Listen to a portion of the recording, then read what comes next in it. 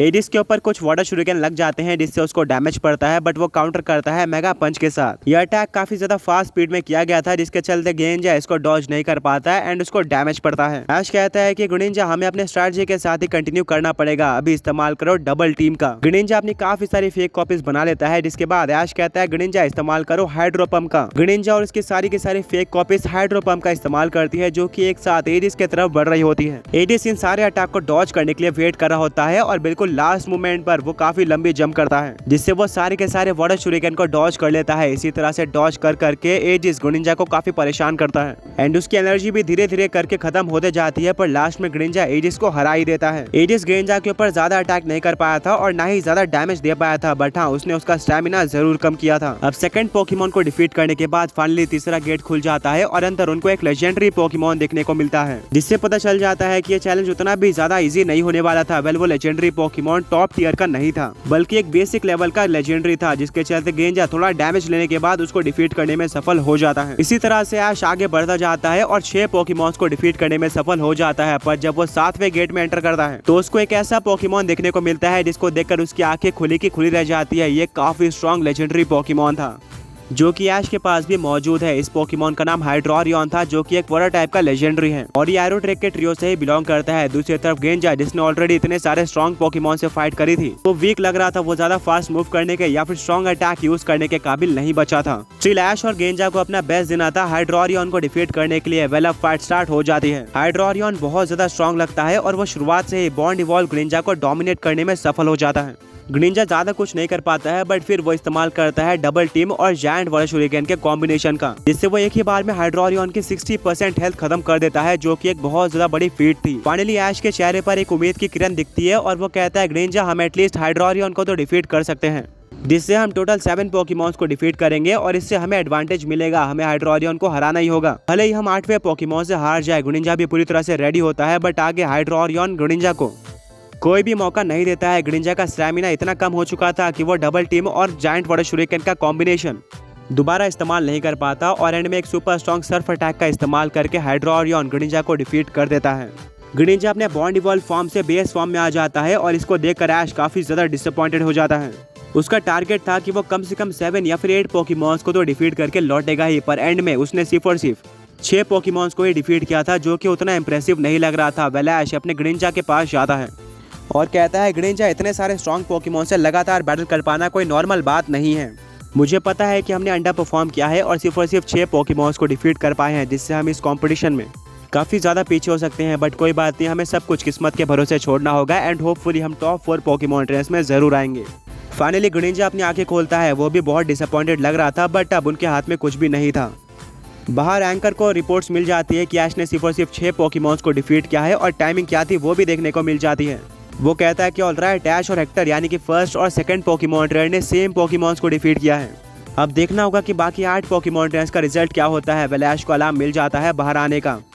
7th cabin में ही एक secret gate open हो जाता है जहां से ऐश बाहर निकल जाता है एंड वहां पर उसको मिस्टी, ब्रॉक, सईना और अपने ग्रैंडपा देखने को मिलते हैं। ऐश सब कुछ एक्सप्लेन कर देता है कि अंदर क्या क्या हुआ, उसने कितने पोकेमॉन्स को डिफीट किया, अंदर पोकेमॉन कितने ज्यादा स्ट्रॉन्ग थे। वेल ये सब सुनकर ब्रॉक, मिस्टी, सईना और ऐश के ग्रैंडपा सभी डिसअपॉइंटेड लग रहे होते हैं क्योंकि ऐश ने पहले तो गोल 10 पोकेमॉन्स को डिफीट करने का बनाया था, वो भी कम से कम टाइम में, बट अनाउंसर ने कहा कि अंदर काफी स्ट्रॉन्ग पोकेमॉन होने वाले हैं और 10 पोकेमॉन्स को डिफीट करना इम्पॉसिबल होगा।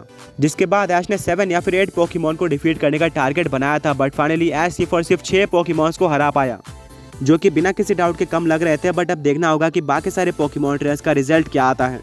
वेल अब 3rd पोकेमॉन ट्रेनर अंदर चले जाता है और इसी तरह से लाइट और एलेक्स सबकी बैटल हो जाती है। कंपटीशन पूरी तरह से एंड हो चुका था और अब सारे के सारे पोकेमॉन ट्रेनर्स वेट कर रहे थे रिजल्ट का। देखना होगा कि किस पोकेमॉन ट्रेनर ने सबसे अच्छा परफॉर्म किया है और कौन टॉप 4 में जगह बना पाया है, वहीं पर कौन कौन एलिमिनेट हुआ है। एंकर कहता है कांग्रेचुलेशन सभी पोकेमॉन ट्रेनर, तुमने इस कंपटीशन में सक्सेसफुली पार्टिसिपेट कर लिया है। सबकी परफॉर्मेंस ठीक ठाक थी और जैसा कि हमने एक्सपेक्ट किया था किसी भी पोकेमॉन ट्रेनर ने टोटल 10 पोकेमॉन्स को नहीं हराया है, बट हाँ वो इन पोकेमॉन्स को डिफीट करने के काफी क्लोज जरूर पहुंचे हैं। आगे बढ़ने से पहले पिछले पोके क्विज के विनर्स ये रहे एंड आज का क्वेश्चन ये है कि ऐश को वो कौन सा पोकेमॉन है जो कि 3 क्रिटिकल हिट मारने के बाद इवॉल्व हुआ था। वेली ऐश के लिए एक बैड न्यूज़ भी थी और एक गुड न्यूज़ भी थी क्योंकि किसी भी पोकेमॉन ट्रेनर ने 10 पोकेमॉन को नहीं हराया था। बट ये भी मेंशन किया गया था कि कुछ पोकेमॉन ट्रेनर्स काफी क्लोज पहुंचे थे, यानी कि कुछ पोकेमॉन ट्रेनर्स ने 8 या फिर 9 पोकेमॉन्स को डिफीट किया होगा। अनाउंसर कहता है कुछ पोकेमॉन ट्रेनर्स के बीच में टाई भी हुआ है और अब मैं एक एक करके 4 पोकेमॉन ट्रेनर्स के नाम अनाउंस करूंगा। साथ में ये भी बताऊंगा कि उन्होंने कितने पोकेमॉन्स को डिफीट किया है और अगर टाई होता है तो मैं टाइमिंग भी रिवील करने वाला हूँ। सभी लोग पूरी तरह से रेडी होते हैं क्योंकि ये काफी बड़ा फैसला होने वाला था कि कौन सा पोकेमॉन ट्रेनर आगे जाएगा और कौन सा एलिमिनेट होने वाला है। एंकर कहता है सबसे पहले तो मैं नंबर 1 पोकेमॉन ट्रेनर का नाम अनाउंस करना चाहूंगा जिसने सबसे ज्यादा पोकेमॉन्स डिफीट किया है। नंबर 1 पर आता है और कोई नहीं बल्कि एलेक्स। एलेक्स ने इस कंपटीशन के अंदर टोटल 9 पोकेमॉन्स को डिफीट किया है, बट अनफॉर्चुनेटली आखिरी पोकेमॉन ने उसके पोकेमॉन को हरा दिया। एंड ये तो होना ही था क्योंकि हमने आखिरी पोकेमॉन इतना स्ट्रॉन्ग रखा था कि कोई पोकेमॉन ट्रेनर उसको हरा ही ना पाए। इसलिए हमने कहा था कि सारे पोकेमॉन्स को हराना ऑलमोस्ट इम्पॉसिबल है। वेल एलेक्स के ऊपर कैमरा रखा जाता है बट उसके फेस पर कोई भी रिएक्शन या खुशी नहीं होती है, जैसे कि उसको पता हो कि वो सेलेक्ट होने ही वाला था एंड वो नंबर 1 पर भी आएगा। एंकर कहता है कि एलेक्स से ज्यादा किसी और ने पोकेमॉन्स नहीं डिफीट किए हैं। वेल सेकंड पोकेमॉन ट्रेनर की बात करी जाए जिसने सबसे ज्यादा पोकेमॉन्स को डिफीट किया है तो वो और कोई नहीं बल्कि लाइट है। लाइट ने टोटल 7 पोकेमॉन्स को डिफीट किया है और कोई भी लाइट के साथ टाई नहीं करता है, यानी कि वो सेकंड पोकेमॉन ट्रेनर है। सबसे ज्यादा पोकेमॉन्स डिफीट करने वाला लाइट के ऊपर कैमरा जाता है और वो काफी ज्यादा खुश लग रहा होता है। लाइट ये पूरी तरह से डिजर्व करता था, वो काफी शांत रहता है, उसकी स्ट्रेटजीज भी कमाल की है, वो बिल्कुल एंड मूवमेंट पर भी बैटल बदलने का दम लगता है। वैलाश और उसके फ्रेंड्स जो कि अभी तक नर्वस लग रहे थे वो थोड़ा सा शांत हो जाते हैं क्योंकि सेकंड रैंक पोकेमॉन ट्रेनर यानी कि लाइट ने 7 पोकेमॉन्स को डिफीट किया था एंड उसके जस्ट बाद ऐश का नंबर आता है जिसने 6 पोकेमॉन्स को डिफीट किया था। तो यहाँ से ऐश का सिलेक्शन हो जाना चाहिए, बस किसी ने टाई ना किया हो। अनाउंसर कहता है वेल अब 3rd, 4th और 5th रैंक के लिए 3 पोकेमॉन ट्रेनर्स ने टाई किया है सेम पोकेमॉन्स को डिफीट करके।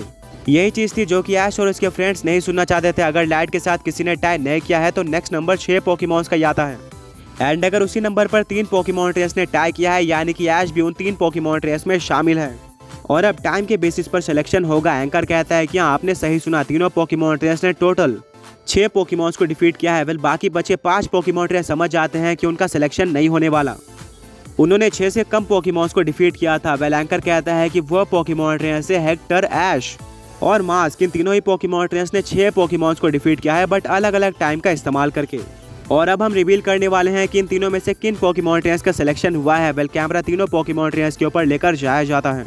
मार्क और ऐश दोनों ही काफी नर्वस लग रहे होते हैं, वो काफी ज्यादा डेस्परेट थे पोकेमॉन यूनिवर्स चैंपियनशिप में पार्टिसिपेट करने के लिए, बट अब सब कुछ टाइमिंग के हाथ में था। वहीं पर हेक्टर के ऊपर जब कैमरा लेकर जाया जाता है तो वह बहुत चिल लग रहा होता है, मानो कि कंफर्म ही हो कि उसका सिलेक्शन होने वाला है और उसने सबसे कम टाइम में ही सारे पोकेमॉन्स को डिफीट कर दिया है।